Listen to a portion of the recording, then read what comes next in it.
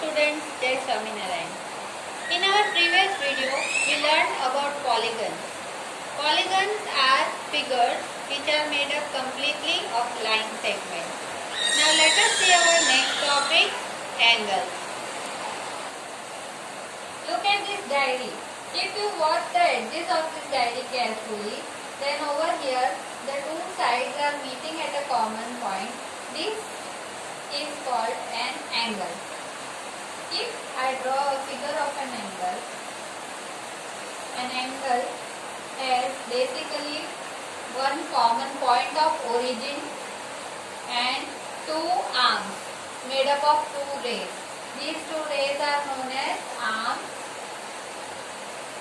and then this common point of origin is called as vertex. So an angle has basically two parts, arms and vertex.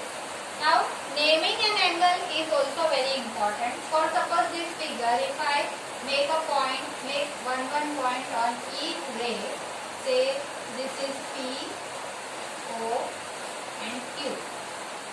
So POQ is the angle which is formed over here. We can write it angle POQ.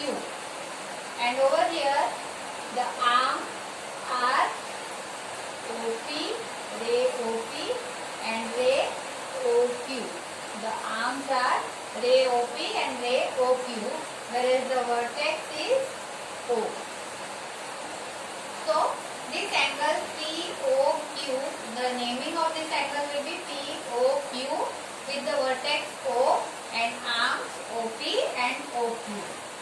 You have to keep one thing in mind while naming an angle, that always the vertex will be the middle letter when you name the angle. You cannot name it as OPQ or QPO. Now angles can be made of various measurements. Now suppose if I open this diary this much, then there is one angle which is formed with this as vertex and these as arms. Suppose if I open the diary in this form, you see over here two different angles are formed with a common point as vertex and one common arm. Let me draw this figure and show you. Suppose this is the figure which I just showed you with the help of the diary. Over here you see O is the common vertex for two different angles, XOY and YOZ. Here two angles are formed at the vertex O. And there is a third angle also. If we consider XOZ, then the complete angle which is a combination of these two angles is the third angle. So this is a figure in which O is the common vertex for both these angles and OY is the common ray. So common arm, sorry. So this common arm and these two arms together make totally three angles over here, XOY, YOZ and XOZ. So naming them properly is very, very important. Now coming back to polygons, our smallest polygon with the least number of sides, it should not be smallest actually, a polygon with least number of sides is called a triangle. We know that with just one line segment, no polygon can be formed because it will never form a closed figure. A polygon should be a closed figure. It should be made up of line segments only, and that is why I cannot form a polygon using only one line segment. I can neither make a polygon using two line segments also. So a polygon which has the least number of sides is called a triangle which has three sides. If I make use of three line segments of any size, any shape, then these, it can be a line segment, it can be line also, they should be intersecting.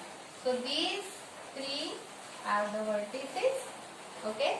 So this is the figure which is formed, which is known as the triangle. A triangle has three sides, three vertices and three angles which are formed by the 3 sides and 3 vertices. So triangle is the polygon with least number of sides. Suppose if I name these vertices D, E and F. So the parts of this triangle, the vertices are D, E and F. Okay. Then the arms or sides, you can say, the arms or sides of this figure are line segment DE, then EF and FD. These three are the sides of this triangle, and the three angles which are formed by this figure are angle DEF, angle EFD and angle FDE. Okay. So every triangle, any triangle of any particular shape, it can be of this shape also, it can be of this shape also. So any triangle will always have 3 sides, 3 angles and 3 vertices only. And the parts, these sides, vertices and angles, how to name them, that also we have learned now. Thank you. Jai Swaminarayan.